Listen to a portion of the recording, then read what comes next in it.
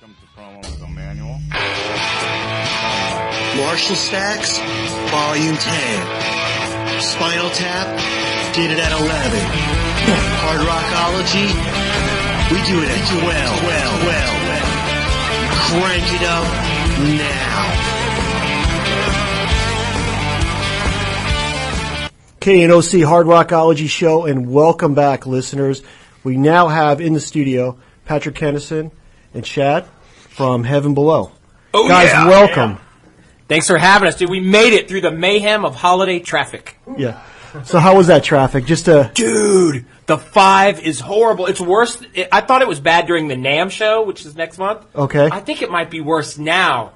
Everyone is leaving LA apparently right now. Yeah. Well, it's the doomsday. Yeah, it's doomsday. That's right. Yes. Yeah, we're not going to be here tomorrow. Yes, everybody's heading out of the city, but where are they all going? Where are they going? Yeah. Exactly. We're going to Vegas. Yeah. Oh, yeah. You don't owe taxes anymore? No. Let's just take that money and go to Vegas, dude. Exactly.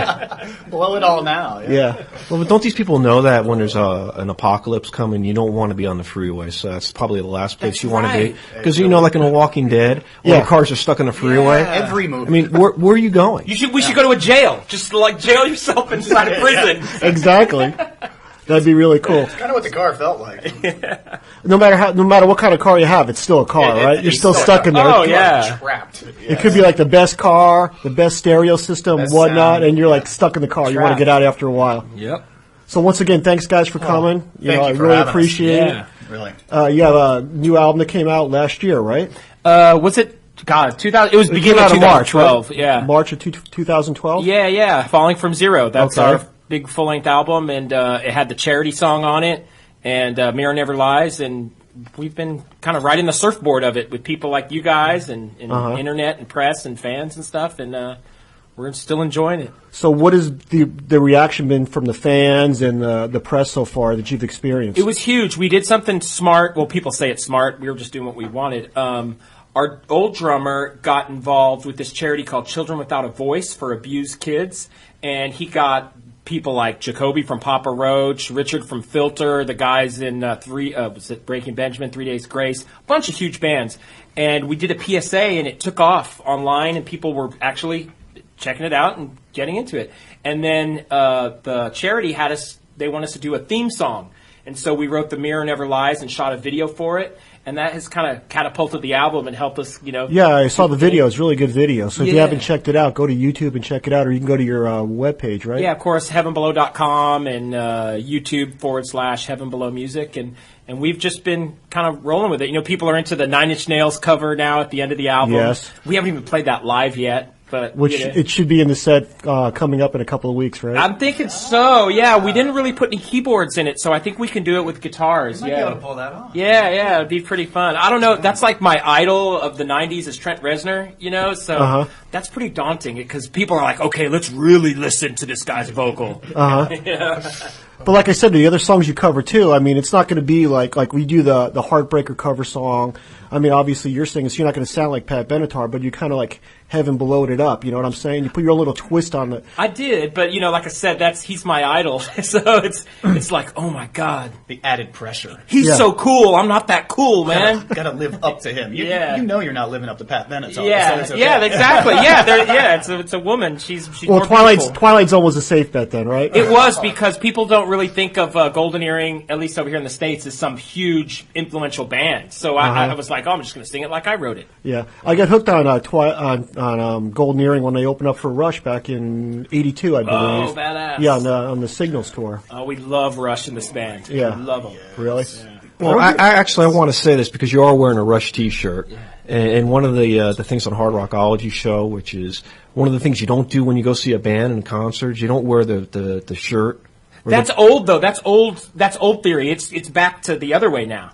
Oh, when did they change that? Well, I did when I moved to LA. So you did. So it's okay if you go to a Heaven Below show, you can wear the Heaven Below shirt. Oh, you get Jaeger shots and backstage. All right, well in that case, case, okay. Yeah, you get special treatment. All right, well as long as there's special treatment involved, Well, I was going to get the Jägermeister, but Well, the way I look at it though, if you're going to a concert and the band's playing and you're wearing their shirt, you're less likely to go up to the merch booth and buy the shirts. So I'm looking out for the band, you know. That's another thing. No, the band has to have good new merch at that point. That's true. Yeah. So would you say too? This is one of the things too we like to tell a lot of bands too is you have to have a merchandise booth. You have to have CDs. You have to have shirts. You have to have merchandise. If you don't have any of those things, what's the point of going on stage? Especially if you're a new band, because if the band's going on there and people like what they're hearing and they can't buy the disc. Or they can't buy anything. They're going to forget about it. They're going to forget about it. The internet is not enough. People think, you can download us on iTunes. No, screw that. I want to get the CD, I want you to sign it, and I want to put it in the car ride home. Yeah, because that's what we did when we went to see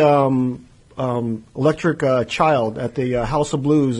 They opened up for Steel Panther, and the girl passed out the CDs. We got the CD, listened to it on the way home, loved the CD, contacted the band. They came in on the show. You know, it was great. It was a great experience, and now we're big fans of Electric Child. But if they didn't pass out the CD, we just said, that band pretty much kicked ass, but we forgot who they are. Yeah, because when people get home on the internet, they're either going to be on, YouPorn or Xhamster or Yahoo.com. They're not going to remember you at that point. No, they're not. Yeah. It's like in the moment, so you got to have the CD. You got to have the merch, Otherwise, I think you're just kind of there. And I mean, there's something to be said for playing and practicing, but you can do that anywhere. If you're going to be doing it out for people, you want to have a product, something they can take home. So if they like you and want to support you, they can. I am practicing when we play, though. So, obviously.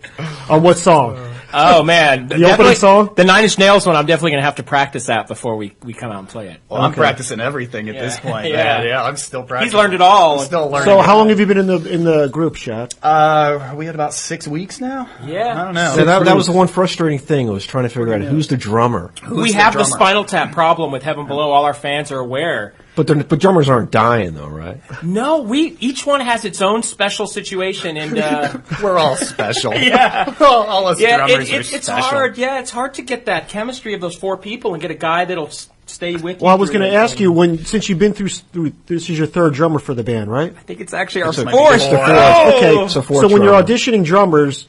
Is there something that you're looking for right off the bat that's going to gel with what you're doing? Absolutely. Or just the way he's playing it? I mean, what's the process? Well, some of our songs are hard, like the opening song on Falling From Zero, Brutal is the Truth. Yes. Every drummer that ever hears that goes, oh my God, is the first thing all drummers say. So we use that song to try people out. And Shad was one of the guys that came in, and his feet sound like an Olympian athlete, or it sounds like me on track and field when I was, a kid. And we're like, okay, this guy can play. So that was the bar. Can you play Brutal as the Truth? If you can do that, you can play in our band. Okay, so that's the test. That's right? at least step one. That's step one. Step one. And then they disappear off to another room. And you're sitting there by yourself, and they're talking for like 10 minutes or whatever. So is it kind of like that scene from Rockstar, where they're like. It is. He rides a motorcycle. So when we pulled up in Hollywood and we tried him out, he came up on a motorcycle. We're like, okay, he rides a bike. Maybe he's got the look. He's going to be like Rob Halford. He's going to come out on the motorcycle with us. And he took his helmet off, and he had cool hair. Other people have to have cool hair besides me in the band. So Shad pulled that out. He had the mohawk or something. He had the mohawk thing. Do the faux hawk, I guess. And then we're like, well, he looks pretty cool. And then sure enough, we got in there and started playing Brutal, and the dude just sounded like the recording, So we're like, okay, can he groove? So we did some AC/DC stuff, and he kept it real solid. After that, you just pretty much did the guy come back. Yeah. I came back to the room, so I think they were like, all right, cool, we'll go with this guy. Yeah, there was other great people in Hollywood. There's a lot of great players. But is that one of the things, though? I mean, there's a lot of great players, like you're saying, but how many players out there really aren't as good as what you're looking for? I mean, do you tend to find a lot of that out there? Yeah, you'll get people they'll say their resume of bands you may or may not have heard of, and then they act real entitled. A lot of these people in Hollywood, I'm not saying the people that tried out for us, but they feel entitled. Well, I played with Stephen Pearcy in 1991. For Arcade. Or Arcade or whatever. Or, I was the tech for Linkin Park. Okay, well, all that. Let's get in a room and turn it up and find out. I mean, I'll be honest with you that for me, my brother, the drummer is one of the key elements we're listening to. I mean, there's the lobotomized drummer that went on in the 80s and stuff, and all the technical drumming style that was going on in the 70s kind of was lost a little bit, like the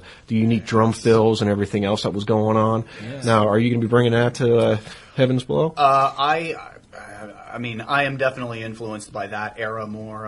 Also bringing in some of the like the Danny Carey, the Tool influence. Yeah. Even though we may not get into too much of that progressive, changing time and math rock, if you will. There's a lot to be said for the groove. Like you said, I think as a drummer, nailing that groove is a big deal. Even in metal, I think a lot of times that's lost, that you can groove metal. Sure. It's there. It can happen. Oh, yeah, Slayer grooves all the time. In the middle of Angel of Death, it slows down. That's so cool. Yeah. And I mean, you get back to like Zeppelin or that back in the day, they were grooving and turning that into metal. Now we've got metal, and I think we got to get back to the groove. And, that's where I come from. That's what I'm interested. Hopefully I can bring that. That's why you're in the band. And he can drink with us. As you can see, he and I can drink together. Cheers. Yeah. We definitely approve that on the Hard Rockology show. We have a whole segment, like I sent you on the Facebook thing, the Booze O'Clock segment. Oh, yeah. Standing. Yeah, so it's great to play with these guys. So when you're constructing a song, do you have a certain idea of how you want it to be, or does everybody put their piece into it? It starts as my scratch demo. Okay. And if somebody heard the scratch demo for some of our songs, they'd probably laugh at me. It's like me with a bad drum machine. And if I can get that scratch demo to have a little tiny bit of vibe, by the time these guys play on it, it turns into a monster. Okay. So, or at least that's how I want it to be. I don't know. I don't always tell you what to play. He's not a taskmaster, is he?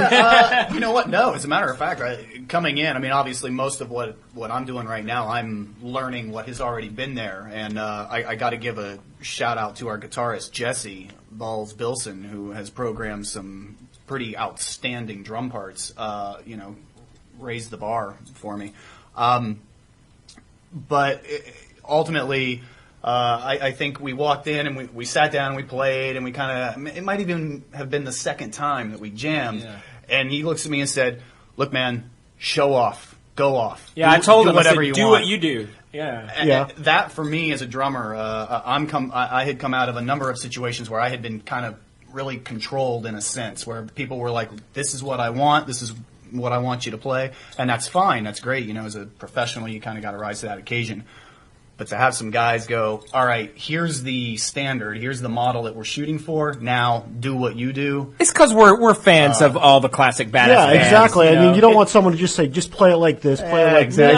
Just put your be a robot. No, it felt like I was being freed. It felt like I had just found. Even when I saw Avenged Sevenfold, on the last Uproar, their new drummer.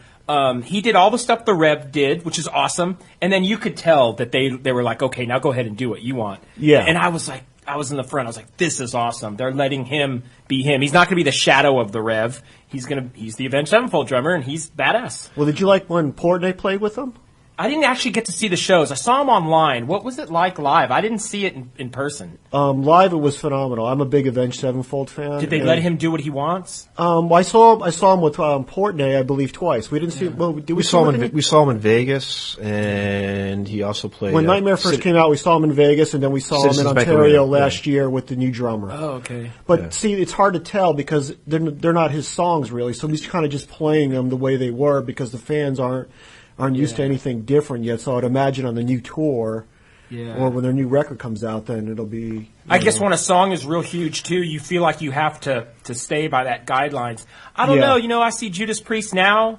I get bored with Living After Midnight. It's a great staple. And so is Breaking the Law. But I want to hear Painkiller. I want to hear, Hellbent for Leather. I want to hear stuff off British Steel like Steeler and Rapid Fire. Yeah, I mean, plus they've been around forever, so why not play a whole bunch of different songs instead of playing the same songs over and over and over again that everybody knows? I mean, if you're at a Judas Priest concert, you know Judas Priest's catalog. Yeah, pretty much. That's what I'm thinking. Yeah, right? yeah. I mean, that's our problem with UFO now. That's why we didn't see them last time they were around, because they play the same songs. Well, over actually, and over again. you want to bring up UFO, Phil Moog, and we'll segue into Phil Moog real quick because he's one of my favorite singers. He commented on, of course, of Pete Wade coming back to the band, probably not. Mm-hmm. But he also made a remark about, a lot of our fans are getting, we're getting a little complacent playing the same set, we're playing the same songs, and he goes, we're starting to hear this from the fans. So Phil Moog's actually gone on record and saying, next time around in the spring tour, they're going to be changing it up and start putting in some of their older songs from their older catalogs. That'll bring people like us out. Yeah. Exactly. Because I mean, I'm a big fan, but I didn't want to go see the same stuff over and over again. Yeah. Right. Exactly. So when you guys play, do you guys change up the set every night, or is it pretty much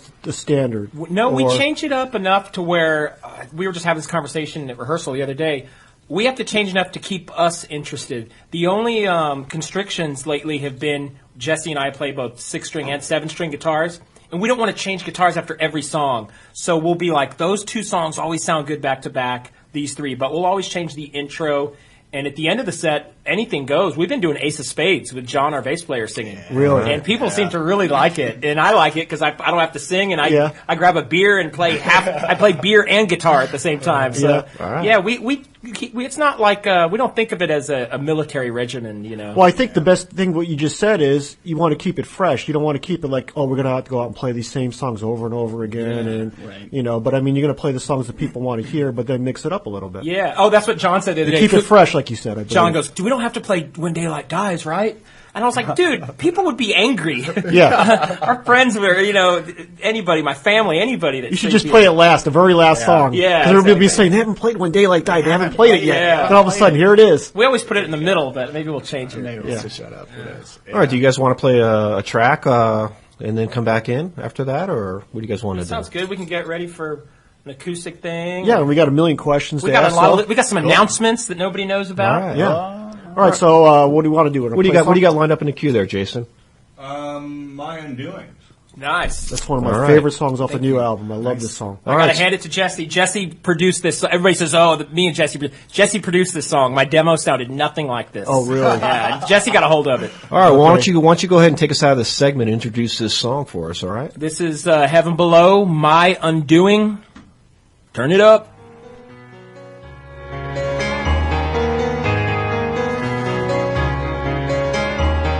Tired, weak, and maniacal, but still I can't let go.